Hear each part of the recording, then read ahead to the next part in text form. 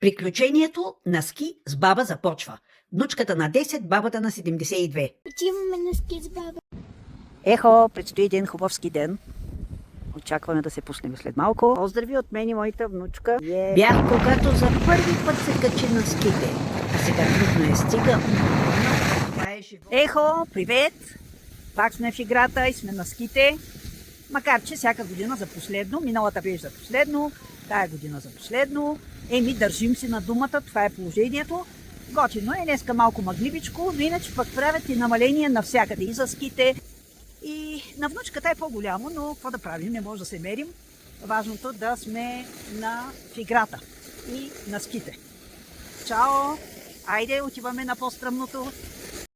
А последният ден беше уникално снежен. Мечта.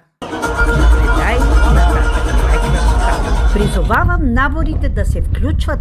За другата зима с внуците ще е още по-весело.